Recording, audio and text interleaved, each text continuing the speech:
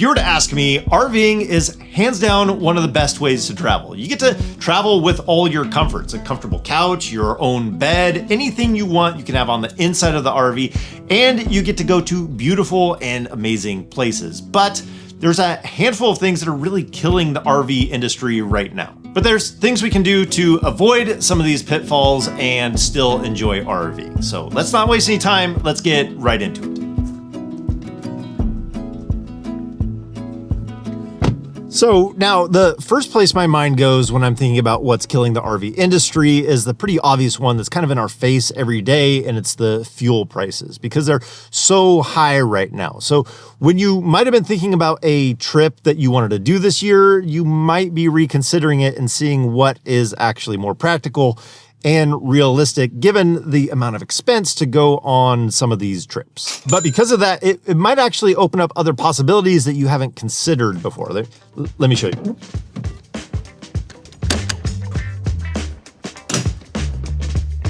So this is the map that we used to use to pin everywhere that we stayed in the RV to kind of mark our travels, and we'd swap it out every couple of years. But you can see where we used to live in Arizona, there's not a whole lot of pins around where we would live. And I think that's going to change for quite a few people out there this year, that they're going to put those pins closer to home rather than going so far. So I think it's still going to be busy out there because people are going to use their RVs. They're just not going to go as far because it's great to get out, but why travel so far when the prices are so high right now? And I know some complain about it being hard to book sites in your own area at the state parks because so many people come from out of state and book it before you get to. And I know some states have made it to where the residents have priority over people coming from out of state, but some of that might auto-correct itself this year to where you have more availability around you because it's so expensive to travel larger distances. The silver lining behind this is you might find some amazing areas around you that you hadn't really considered because it was so close. So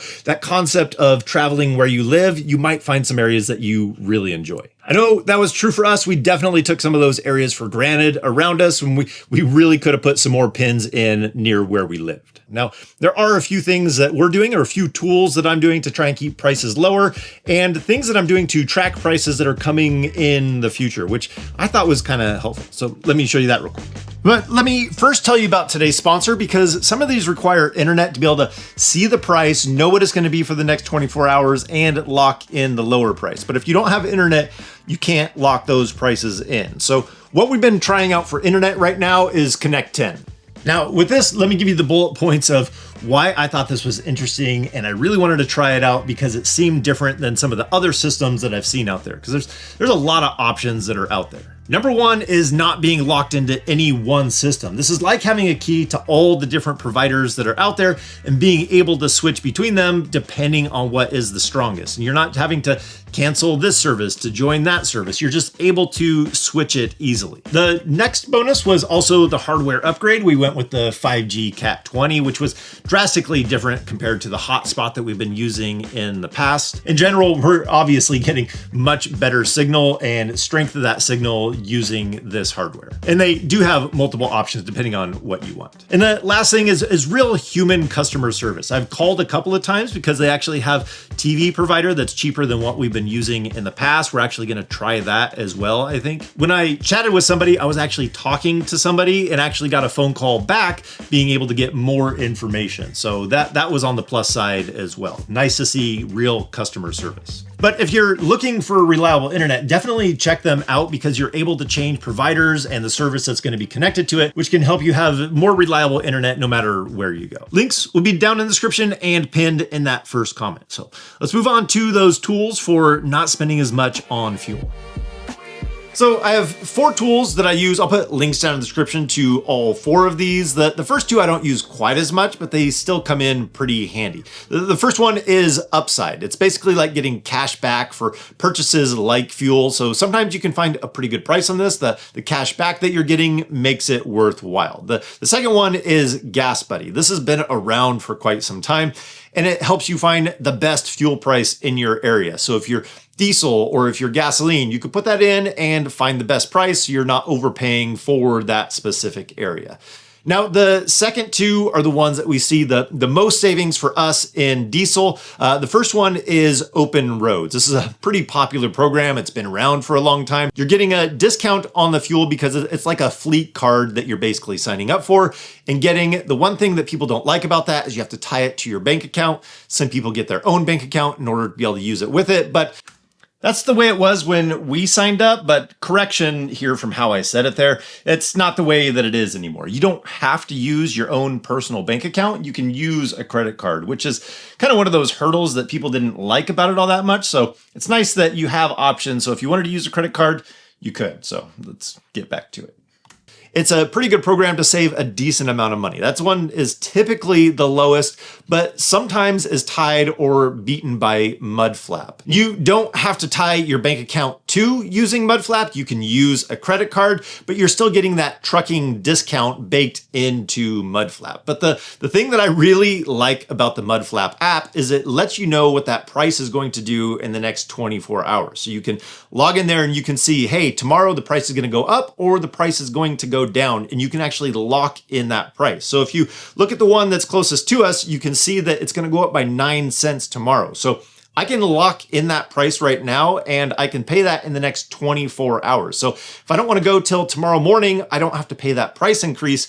I'm going to pay the price that I locked it in at. Or if you get on there and you see that, hey, tomorrow it's going to go down, I'm going to wait to lock in that price, wait to fill up. So that way I'm not overpaying. I'm getting the best price that I possibly can, actually looking into the future just a little bit. Well, I thought that was a pretty helpful tool, being able to look in the next 24 hours. Like I said, a link will be down in the description. I don't have any affiliation with them, but if you do sign up using that link, I think you get a $10 fuel credit. So every little bit helps, I guess. Now, moving on to our next one is something that I see a lot of complaints about for the RV industry, and it's really one category, but it's wrapped up into a two-prong. It's quality and customer care, because those just go hand in hand.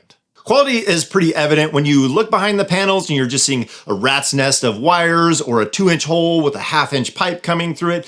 Sometimes on one end of the spectrum, it's just that the care and the quality needs to be put into the products that they're installing on the RV. It doesn't have to be so messy and so chaotic. It can actually be higher quality by taking the time to assemble everything. The other side of that is sometimes cheap materials get put inside of RVs that just don't last. They peel, they fall apart. They don't hold up against the rigors of actually using the RV. Now, here's the sad part, is what sells in the RV industry is often what will fit on the brochure and what you can see from a quick walkthrough of the RV in about 5 minutes, not actually the quality behind everything. I do think there's some companies out there that are trying to change that and shift that, and we're seeing more quality in some of the brands that are out there, but I think all RVers just want to see a higher quality and backing their customers if there is a problem. With social media now, and you see these problems that continue to arise, trying to sweep some of those things under a rug just doesn't work the same as the way that it used to. Now, here's the thing, because there's a lot of other complaints that RVers have, like being crammed into overly expensive, tight RV parks or having hidden costs with RVing that you weren't planning on. But on the flip side of that, it's still one of the greatest times to ever get out there and RV. We have access to more gear than we ever have for RVing. We even have more places to take the RV, between boondocking, new private parks, hip camps. There's so many available places to take the RV than we've had in previous years. And there's more information and more resources out there than there ever has been for us, because the RV community just keeps sharing that information around. So if you wanted tips on storage or hitches or whatever that might be, there's always information out there to make RVing even better. So while there might be things that are making RVing difficult right now, like fuel prices to go longer distances, there's still never been a better time to get out there in RV than it is right now. So I think that's going to do it for today. I hope you guys enjoyed this. Hope that maybe there was a tip in there that could help you out, save some money on fuel, maybe get an internet provider that's going to work for you. So links are going to be all down in the description. So as always, if we don't see you on the road, hopefully we'll see you next video. Take care.